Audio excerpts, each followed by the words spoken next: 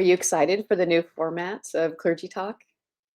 I am. This feels right. This feels so good. Not that Instagram wasn't nice too, but I like this new setup. Is there anything in particular that you like about it? Like for instance, Hmm. I feel like I have way less anxiety this way because you can Hmm. go back in and edit things. Yeah. I tend to say stupid shit. Yeah, no, I kind of feel the same way because I know, like, sometimes if I get really excited, I start swearing, and I'm just like, damn, I wish I hadn't said so many fucks in this podcast. I'm trying to think about it. The first one I did with Hmm. Marilyn Pacey, and then I Hmm. just recorded with Liz Fenning yesterday.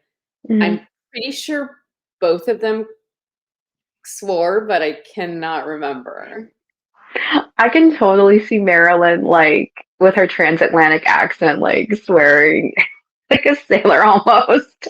Because I mean, I just dropped an F bomb, so it's just let it come out naturally, darling. It's fine. It happens. This isn't really we aren't really nuns. We're just playing the part, right? Hmm. Exactly.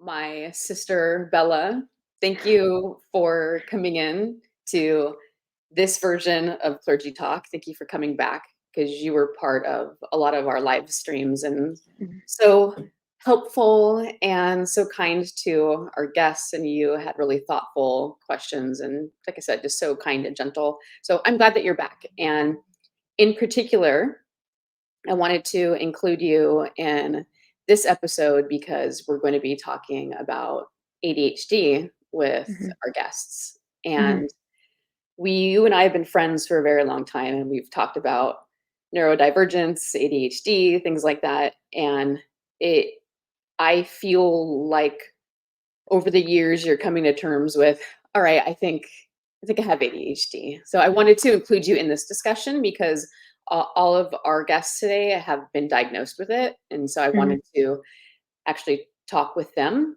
about their process and how getting diagnosed helped them. So I hope that this discussion will be helpful for you and maybe bring up some more questions in your minds by getting advice from them and hearing their stories. How are you feeling about the topic today? I feel very good about it. I'm glad that you wanted to do this for your podcast to bring members of not just the ghost community, but people in general who have been influenced by it, and just to talk about it in general and talk about them being diagnosed with ADHD and how. Yeah. Was there one question on the list in particular that stood out to you? Probably the one of, can hobbies help people manage and cope with ADHD symptoms? That one is the most compelling, I feel like. Do you have any experience with that? Is there any insight that you could talk about beforehand before we ask our guests? Um, I mean, ever, like, as you mentioned with our friendship, you've definitely opened my eyes to the symptoms of ADHD and like mannerisms that people may have. And going back on and looking back on it, it's definitely, even presently today, I do have my hobbies that, become a coping mechanism or things I like. Obviously, Ghost is one. Phantom of the Opera is definitely another one, and musical theater in general. I'm also getting back into what was actually a hobby in 2012, not like a hobby, but like a hyperfixation, you could say, of. Mhm. It's the TV show Bridgerton. Yes, I It's love it. so funny because it's like I got into it in 2021, and that's when I started getting into Ghost again. So that version hyperfixation like left the building for the longest time. And now, like with the new seasons coming out, season three, and then the spin-off show Queen Charlotte about the Queen of England at the time, it's just I'm getting back into it. So it's just kind of like, and now I'm also merging my ghost love with that love and trying to create a cross universe with that in my Of head of course. Yeah. cosplay and fan fiction.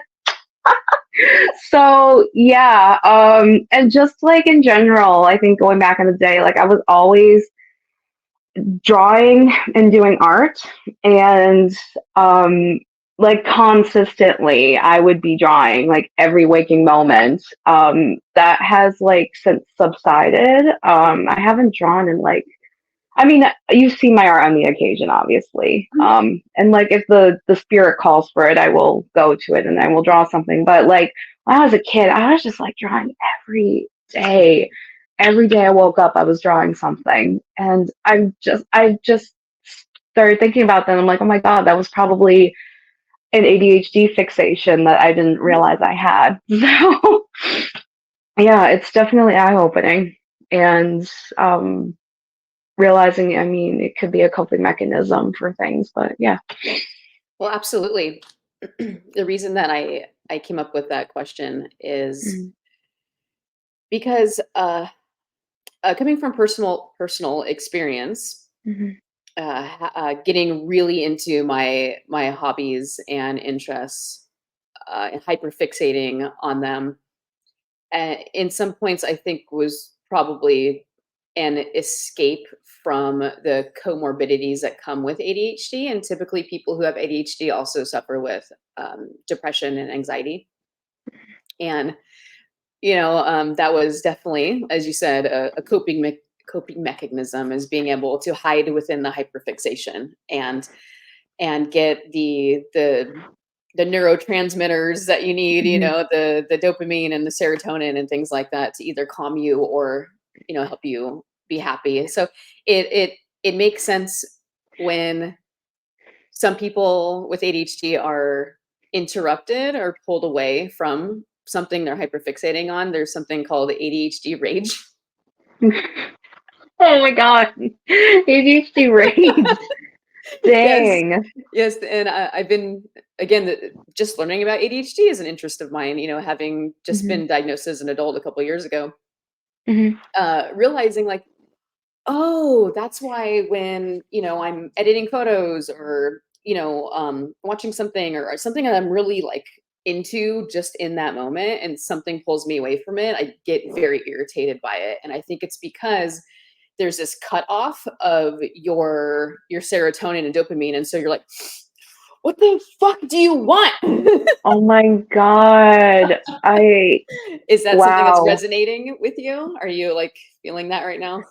Yeah, I just like had my mind blown in that moment. I'm just like, oh crud, I've had those moments. That's crazy. Are you looking forward to taking our first guest together Let's in this new let's format? let's do Well, it. all right. So she should be on soon. Her name Okay. is Deanna. You and I Hmm. both know her online and in person. Hmm. She is interested in so many different things, and she's 29 years old. She Hmm. lives in Myrtle Beach, South Carolina. Her current hobbies are movies, video games, painting, and music. And in my notes, I see her previous ones are crocheting, latch hooking, and hiking. And actually, in case we don't get to this in her episode, her actual age of diagnosis Hmm. was originally at 12. And Oh something that, wow. right, yeah, so that doesn't really happen a lot Hmm. to people that were assigned female at birth, Hmm. that typically are not diagnosed until much later in life. Hmm. It's interesting that it says re-diagnosed at 27. I'm Yes. interested to hear what led to that. If maybe there was, some like, I see she's just popping on right now. Let her get situated. I'm Okay. interested to see if there was maybe like someone thought there was a big misdiagnosis or something like Hmm. that. So Hmm. we'll see. Anyway, let's get into Deanna's episode. I'm really happy to talk to her. It's going to be your curious nun hosts, Sister Ash and Sister Bella, talking to Deanna.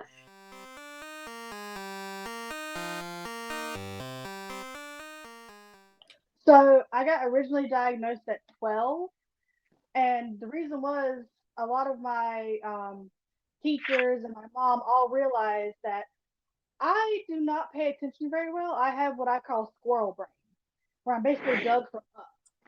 I could be having a full-on conversation with something squirrel, but they realized something wasn't right, and so they decided, okay, let's take her to her doctor, let's get all these tests done, and they diagnosed me with ADHD. And that went well. I was put on medication that actually helped me be able to focus and realize, okay, so this actually helps. Good to know. I can actually pass my classes. Okay, I'm not dumb. Well, after I turned 19 in South Carolina, you lose the free health care that you get. So I ended up not being able to pay for my medication, and for a while I went untreated. I then tried to, after I got another job, get to a free clinic to have them be like, hey, I need medication for my ADHD so that I can focus more, so I can focus in school and at my job. I was then told by the doctor at said clinic that ADHD is a child's disease and no adult has it. So that was fun. I then started the job I work now and actually got Medicare. I got health care and was able to see a psychiatrist. And I brought up how I had ADHD as a kid and I think I still have it. And I told her all that. And she got me in with a specialist who's diagnosed me. He said, yeah, you definitely have ADHD. There's no question about it. He said as soon as I walked in the door, he's like, that one has a spicy brain. Oh my gosh. You mentioned being on medication when you were a child. Are you willing to share a bit about what type of medication that was and the ways that it helped you? So I was actually put on Adderall, which is what I'm on now for it. Except as a kid, I was on, I believe it was 30 in the morning and 20 in the evening. So I was on 50 milligrams a day. And that actually helped me a lot with focusing because, as I said, I have squirrel brain. I couldn't focus on anything. And my biggest issue was in the middle of class, I would be trying to read a book, or I'd be looking at the ceiling and be like, that is a very interesting spot on the ceiling. That is very nice. I wonder if a pencil could stick in that. So having my medication really helped me be like, oh, look, there are numbers here I need to do. There's words here I need to focus on. Art, all of this. And it does the same thing now, except the way I explain it is I talk very fast and I understand that. I try to calm myself down a lot. But as fast as I talk, my brain goes faster. And Yeah. my ADHD medication makes it where the speed rush is a little bit more of a slow drizzle. Instead of everything all at once, it's more, okay, this is more compact, more everything in its box. I can focus on this. It's still fast, but it's better. Speaking of fast, we have a frozen screen right now. Oh gosh, yeah, we do. Oh no. Let me pause this real quick. We're back. No more aliens. No more aliens. It definitely sounds like your medication has helped you in the last few years from when you were first diagnosed at 12 and then getting re-diagnosed at 27. So with that being said, with your ADHD, how do you typically get hooked into a hobby or an interest that you take interest to? So one of the earliest hobbies I had was actually really funny. It's called latch hooking, and it's where you get a grid of basically a picture on a grid, and you put yarn through it. And it actually calmed me down so much as a kid that I could focus on it after getting diagnosed. That I was just like, oh my gosh, I'm making something. Now, an interest that is carried through from childhood to adulthood is actually movies. And I have a very analytical brain, and even as a kid, I would watch movies and try and pick out where a blooper happened or where, like, this is the day before the internet. So you couldn't tell what did this, what happened here. So as a kid, I would be like, they messed up that one screen right there. There's a boom mic right there. Analyze everything. Why they picked this score for this scene.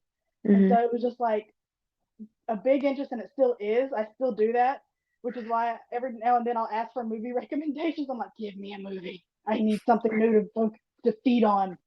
I have noticed in your Instagram stories that you'll go through, I don't know if it's an evening or a weekend or what, where you're like, all right, give me movie recommendations. And then you'll start posting in your stories. Okay, I'm going to watch 1, 2, and 3, and then Mhm. you'll watch them, and then you're giving some commentary on it in your stories. And I've always admired the fact that you seem to notice things that people won't.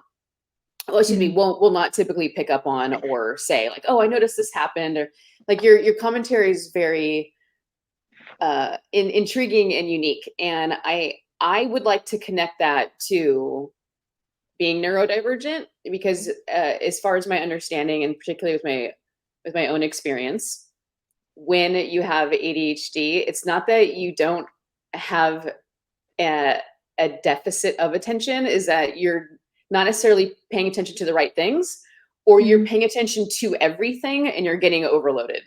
Mm-hmm. So do you uh, because of like the overload that sometimes people might feel with ADHD, or the uh, not being able to put all of your attention into the thing you're supposed to be focusing on, has that ever gotten in the way of maintaining your interests and hobbies?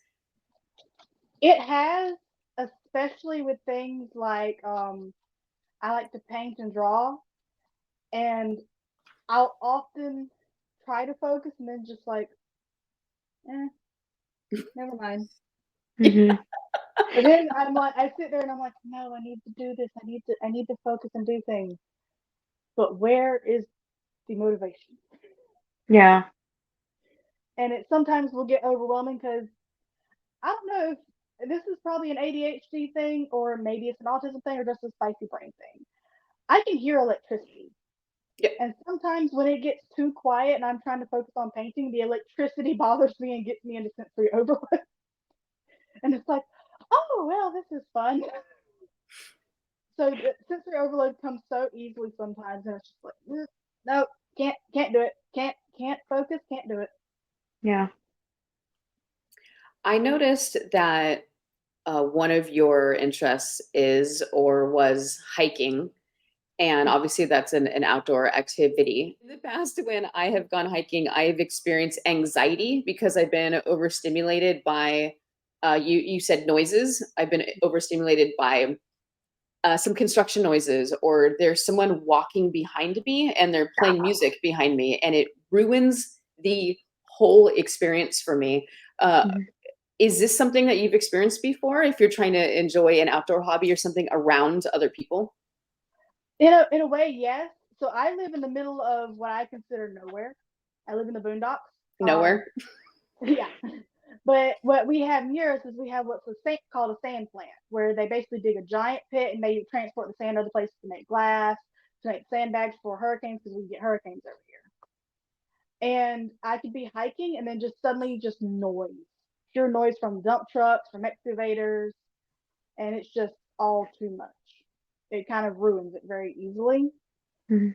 I If that's not happening, it's not too bad. What's really bad is I get sensory overload when I get too hot. And especially with psoriasis, getting too Yeah. hot with psoriasis is no fun. And it can make it where the other day I had it where I got so hot that I wanted to cut all of my hair off because it was just too much. Mhm. So that's one of the things that kind of got me out of the hobby of hiking, was it just became too much to do. And it's hard to hike in the evenings when it's cooler because I work evenings. And I Mhm. don't want to get up early in the morning because I work evenings.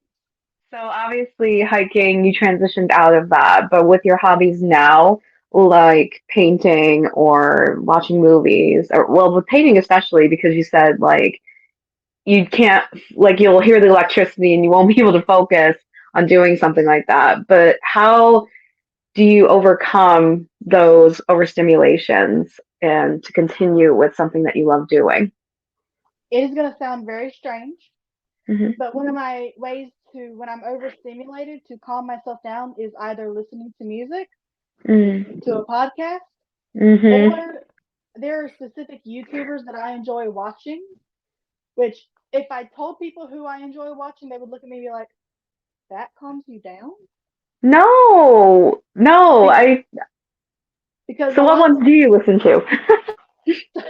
I love, like I said, one of my special interests is gaming as well. Yeah. Multiplayer and Jacksepticeye.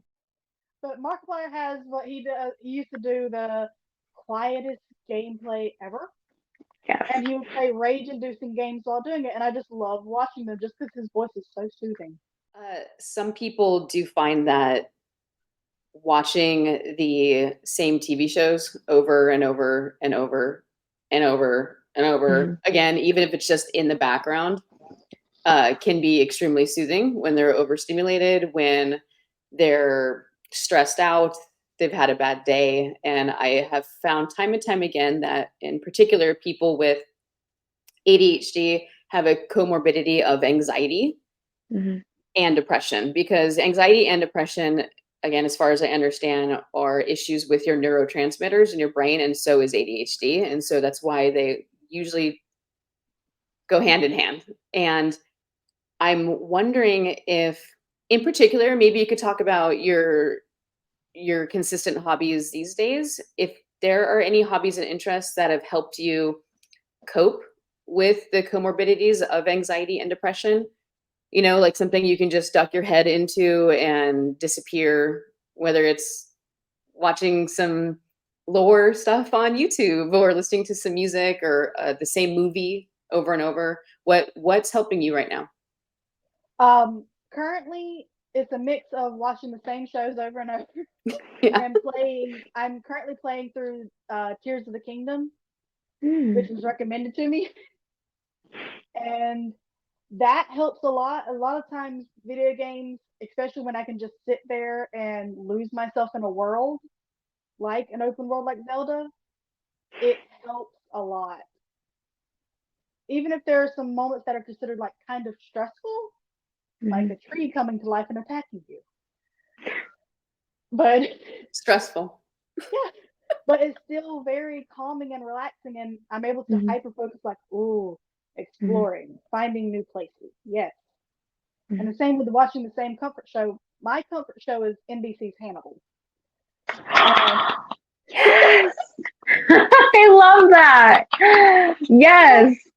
and not only do I love it on the standpoint that I love horror movies in general, I also have a culinary degree. So watching him cook, even though it's technically people, I'm Wow. sitting here like, the technique.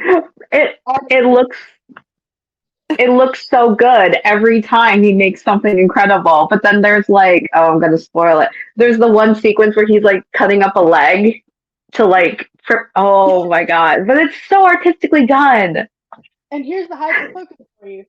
I looked it up, and a lot of the stunts he did, where he like caught a potato on the knife or did the egg trick with the spatula, he did that all himself.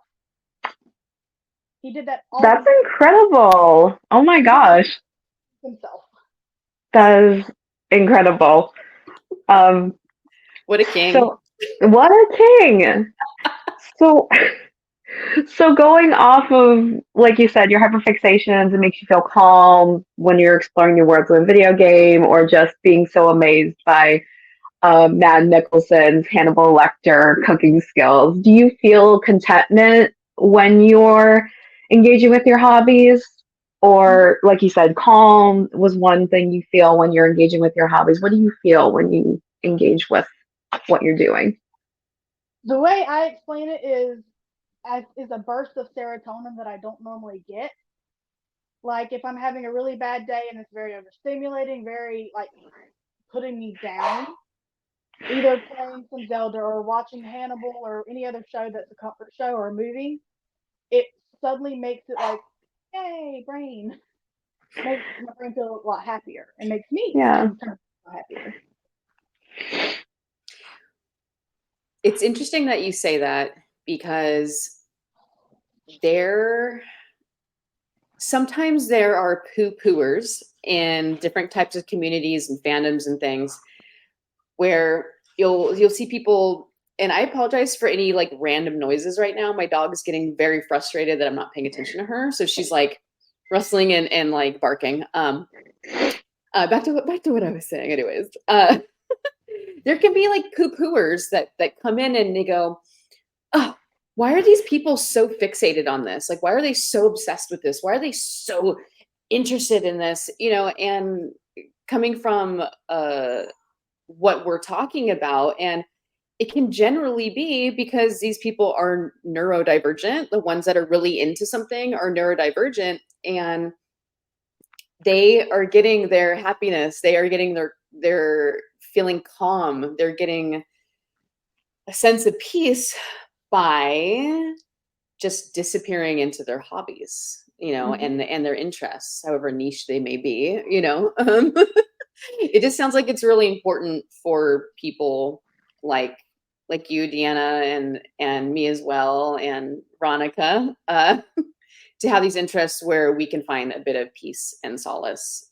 And I am wondering, Deanna, what advice or insights would you give to people who might be struggling with ADHD and symptoms? What kind of advice could you give them about how to maybe nurture and maintain their interests without letting that fall apart, without letting a poo-pooer come in and ruin it, or life circumstances or something? If I would love to hear some insight from you. So for me, the biggest thing is don't try and overdo it right away, because a lot of things, the people who hyperfixate on things, they'll overly hyperfixate to the point where it suddenly isn't interesting anymore, and then they're just like, oh well, it's that, it's okay. Instead, have a few different hyperfixations. This way, you don't burn out of them, and also, people are going to talk. People will talk. They always do. The best thing to do is to focus on what you like, what makes you happy, what brings that serotonin to your brain. That sounds like a really good way to help protect your safe space. I've talked about this before on someone else's podcast, and it's about protecting your space. And that's some excellent insight of maintaining several different interests. So you're not just into that one thing. And then if that gets disrupted, your whole life falls apart. I know that's easier said than done. Some people are just not in a situation where they can have multiple hobbies and interests. And I'm also noticing that my sister Bella was moved by something that was said. Are you up for sharing what just got you, hun? It's just this whole conversation in general, because I definitely feel, I'm just moved. I don't know how to explain it. I'm very, it's just very eye-opening to know that there's other people who feel the same way I do. That is so sweet. I can't describe it right now. Yeah. Another thing, find a person who you can talk to about your hyperfixation. For me, Desi is my info person. She gets all of the information about everything, and she's very accepting. And she lets me know, like, hey, hun, I'm a little overwhelmed today. And that's fine. I'll give her space, and then she'll let me know, hey, I noticed you've been a little quiet. Are you okay? Do you want to talk about some of your interests? Find somebody who's willing to be there for you about your interests and understand that you're going to info dump sometimes. I wanted to thank both of you for being here today. Deanna, for taking time out of your day, answering our questions and kicking back with us. And also another intention, of having my sister Bella involved in these conversations is she is considering the fact that she might have been suffering with ADHD this whole time. And is undiagnosed at this point, and just having her along in these discussions has obviously been already a little helpful for her. So I'm really glad that Deanna, you were part of this with us. So thank you. I'm glad it could be. Deanna said that she wanted to share a fun story with us before we say goodbye, and we all are all ears, honey. So one of my hyperfixations is music, and Desi actually introduced me to the band Ghost. And because of that, I actually got to meet her for the first time. We had been friends since 2010, and we actually met in Reno for the first time in person in 2019. And then because of her and me, finding ghosts. We found all of you guys in our community and a bunch of new people, and I've been able to make friends with such amazing people and talented people that I would have never dreamed of making friends with. And that's all due to hyperfixation. She literally went, Anna, my English professor has given me music. I need someone to hyperfixate with. Okay. So I listened to Dance Macabre for the first time and was instantly hooked. So I was like, oh, okay. This is going to become my entire life. I think that a lot of us can share similar stories with each other. So thank you for sharing that with us, sweetheart. You're welcome. We're so lucky to know you and to have you here today to share your story with us. And it's all been very touching. And I'm hoping that we can foster unique conversations like this. Yeah. And continue to learn from each other, as Sister Bella and I are very curious little nuns. And we just want to talk to everybody and learn from everybody. And you've been a pillar of information, and like I said, just so sweet. Thank you. All right. Oh. No, go ahead, honey. I was gonna say, it was like, I mean, it was really nice to get to know you better too, Deanna. I feel like we haven't really sat down to have like a proper conversation, and I am just so excited to learn more about you and get to know you better too.